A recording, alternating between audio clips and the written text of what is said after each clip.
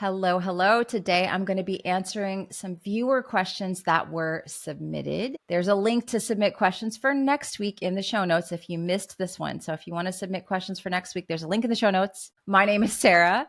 This is the Evolving Wellness Podcast, as well as the Sarah Kleiner Wellness YouTube channel. Thank you so much for being here. I'm releasing this on Christmas Day, 2024. So I hope you're having a beautiful holiday, however you're choosing to spend it. I hope it's lovely. Before we start in on some of these questions, a couple quick things. First of all, none of this is medical advice or meant to be taken as a substitute for working one-on-one with a practitioner.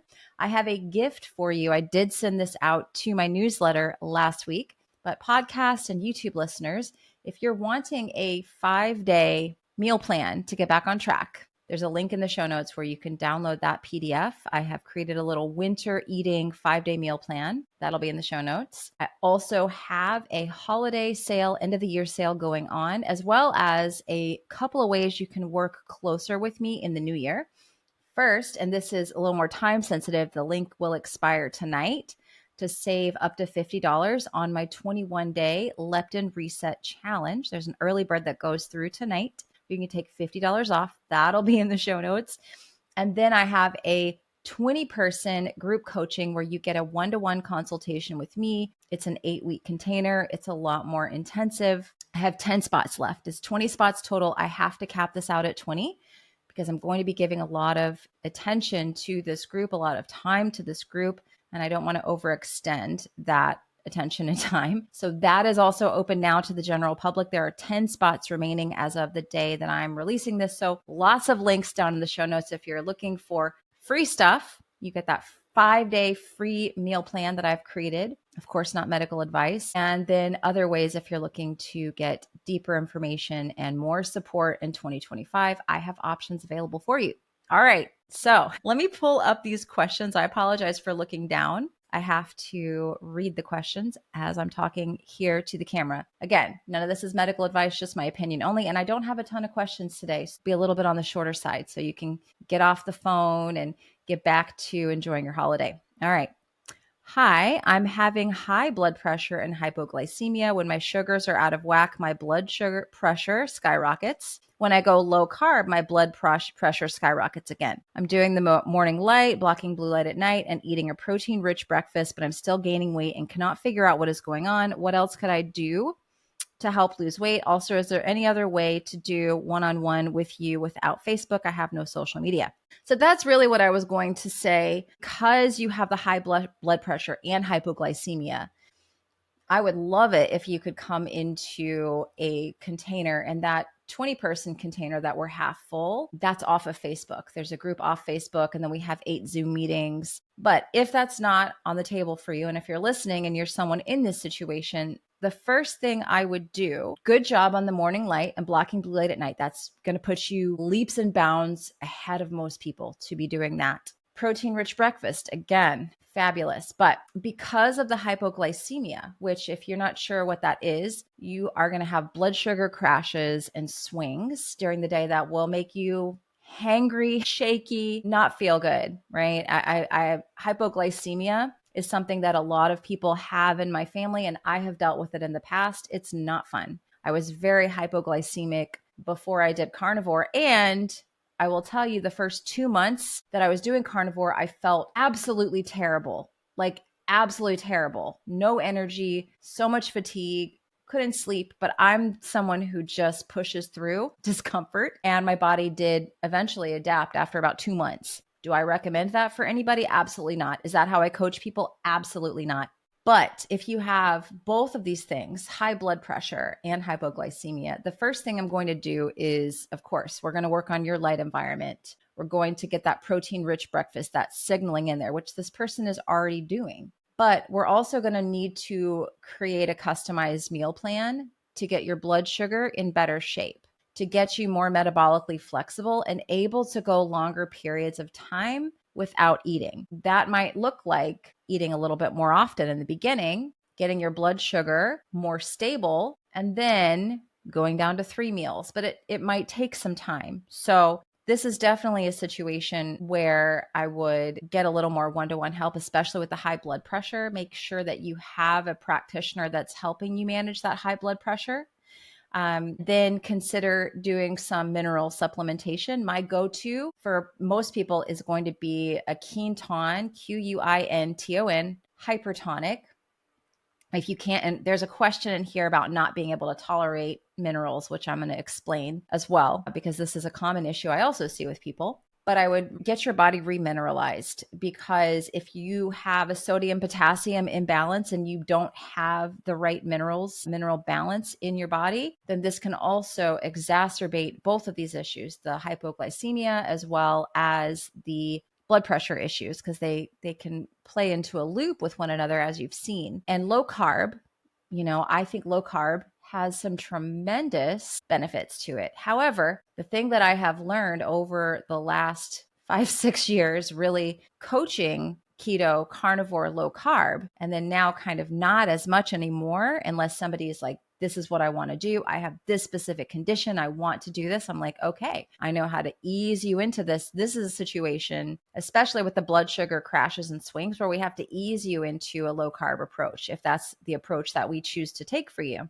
Because anytime you pull someone's carbs out too quickly, it's going to cause mineral imbalance. They're going to lose a lot of minerals. You're going to lose a lot of water, which is going to also pull your minerals down. And then you're going to have the issue sleeping, blood sugar swings and crashes, fatigue. Like I said, I went from eating processed food, sugar, not horrible. I was really pretty much paleo with a lot of like dark chocolate and nuts and dried fruit, straight to carnivore. This was from 2018 to 2019. I had been paleo for a really long time, because that really helped me. It actually helped me reverse Hashimoto's. I got my antibodies down to zero doing paleo. So I was a big believer in it, but I still had these blood sugar issues. I would get hangry, had to eat, was eating before bed, just like a mess with my eating schedule. Foods I was eating weren't so horrible, but could be improved upon. No more dried fruit, no more nuts, no more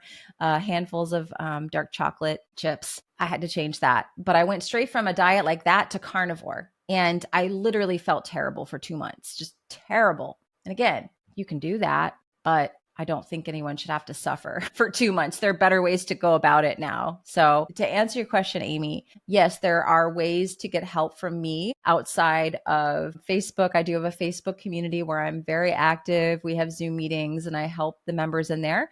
But I also have this coaching opportunity that is upcoming. We have 10 spots left. There's a link to that down in the show notes. Again, I know not everyone's going to be able to make that work for them. So hopefully I've given some good suggestions to answer your question. You got to go slow with this situation. And I would really look at getting someone to help you manage the blood pressure and the mineral balance, because those two things play off of one another. And then again, low carb can exacerbate. Renee's question, what are your thoughts on mouth taping while sleeping? Well, I'm glad you asked, because my thoughts on mouth taping this year have shifted a bit since interviewing Dr. Stephen Lin, starting to kind of dive down this Airway dentistry rabbit hole a bit offline. I've been wanting to get some corrective work done on my teeth because they have shifted as I've gotten older.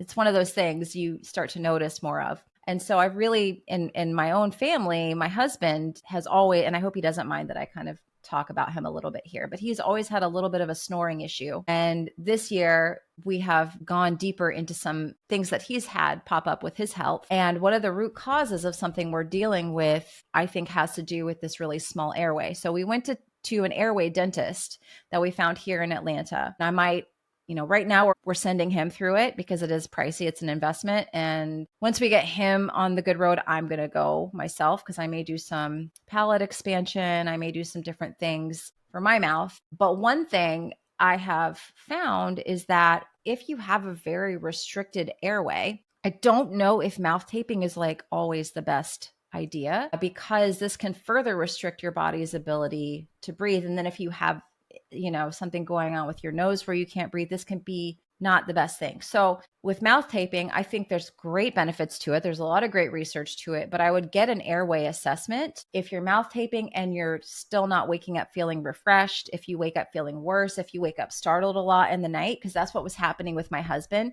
because I was making him mouth tape because of the snoring. It was getting on my nerves. And then we go get this whole airway evaluation and find out his airway is very small. Now, this is sending me down more rabbit holes. This is probably more information than everyone wants to know today, but let's just talk.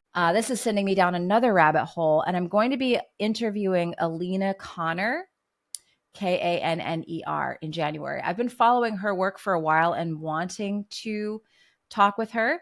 She does something called postural restoration. And this is something we're looking into for my husband for the airway. Before we go through the palate expand, because he's got gorgeous teeth, before we go through palate expander, jaw surgery, some of the things the airway dentist is recommending that we do, which is, it's very life altering. We're going to explore postural restoration because we always want to look at why is the body closing the airway down? What happened? And in my husband's case, again, hopefully he doesn't mind. I'm just sharing all his business today on my podcast. He had 2 back surgeries in his 20s. Actually, right when I first met him, he had a back surgery for L5 and S1, his low back, a disc issue.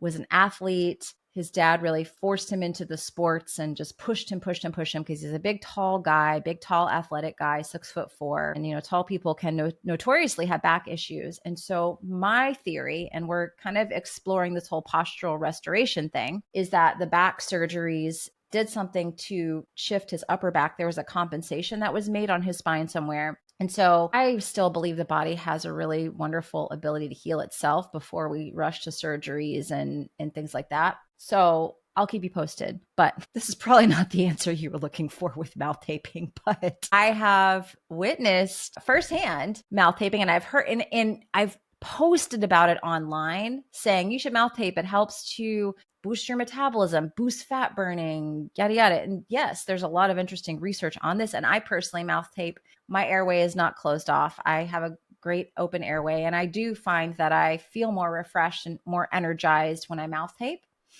But if you're mouth taping and you're feeling worse or you're waking up startled a lot, you might want to go have an evaluation to look at your airway to see if it's closed, right? Because that scan looking at my husband's airway, I was like, oh, wow. And then we've done the sleep study. So this is a whole rabbit hole. I keep on saying, hey, God, I'm cool. You can give me, you can have a client that I work with to help them figure something out rather than my own family members. But for whatever reason, I continue to have my own family members, my own children, and my husband, where we have these issues where I'm like, okay, what's the root cause? What's the root cause? What's the treatment that's going to involve the lowest intervention with the least amount of side effects that's going to allow the body to be self-correcting? This is the theme that keeps popping up in my life for whatever reason. So stay tuned. So mouth taping, do we like it or not? Can be great, but understand it might not be if your airway is not open. So long answer. Let's see, Sabrina, thank you for giving us the opportunity to ask you questions. I think I have an L haplotype as my ancestors lived in very hot climates, which if you're like, what is she talking about? I'm going to write this down. I'm going to put my blog in the resources for everyone today. I have a free blog, so you can check that out. I just did an article on haplotype, so you can understand exactly what in the world that is. And I have a whole lesson in my leptin reset about haplotype and understanding that for yourself. In the summer, I found spending up to 5 hours outdoors did wonders for my appetite regulation. Now it's winter and much colder where I am. I find spending this long outdoors negatively affects my appetite regulation. Is it possible that being exposed to extreme winter temperatures for long durations can be a stressor, even with the beneficial light frequencies outdoors being present? Absolutely. Definitely. And when you're in colder temperatures, this does rev up your metabolism. This does activate brown fats. I've seen people even do cold plunging.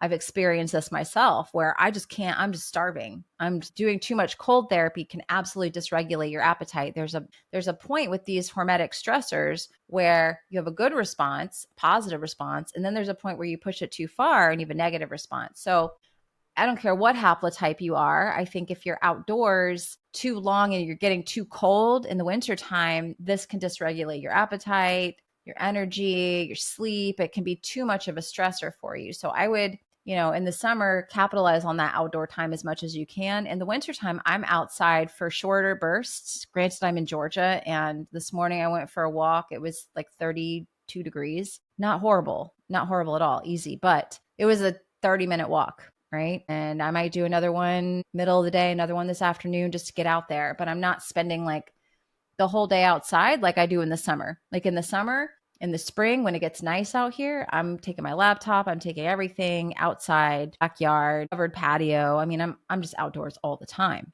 Wintertime, I'm not living that life. You can see I've got my red light panel on beside me to bring infrared into the office, taking light breaks to go outside.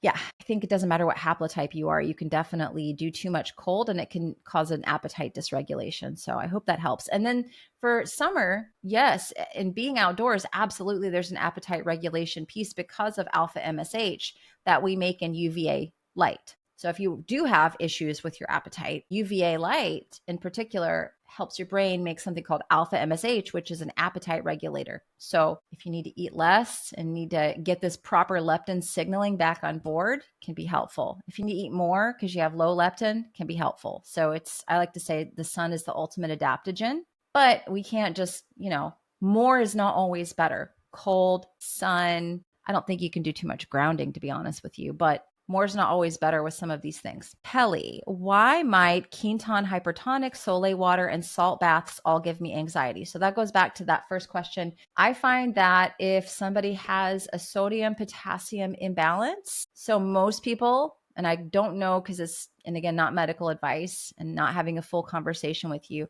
most people are low in potassium. They're not eating enough potassium-rich foods. And so I would try to add more potassium-rich foods into your diet, see if that helps things. Quinton, Soleil water, salt baths, hypertonic. Yes, there's more sodium in those. So I would look to add in more potassium-rich foods if they're giving you anxiety. I've also had people take magnesium and get anxiety because typically there's a sodium potassium imbalance. So I would play with bringing more potassium rich foods into your diet, and you can pull back on some of these things like the Quinton hypertonic. You would maybe want to go to an isotonic because isotonic can help to activate parasympathetic nervous system. It's 9 times less powerful than the hypertonic. So that's what I would do.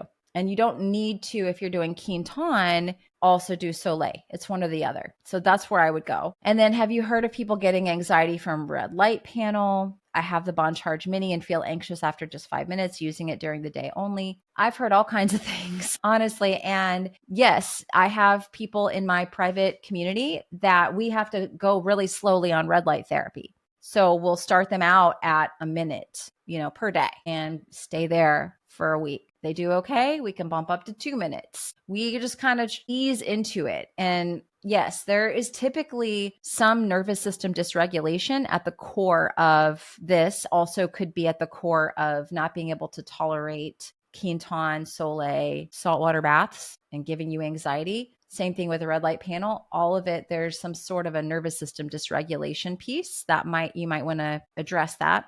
I'm also working on my gut, and when I take HCl and digestive enzymes, they create further slow motility rather than help it. Any suggestions there? So Healthy Gut is one of the companies that I really love what they do. They have a Facebook group that I love because they have coaches in there. So when I tell people to check out the Healthy Gut products, when you buy those products, I believe my code there is Sarah15. I'm not sure. I haven't really done a ton of work with them in a long time, but I still use their products. My daughter, myself, even my son, we've been using the enzymes on him a little bit.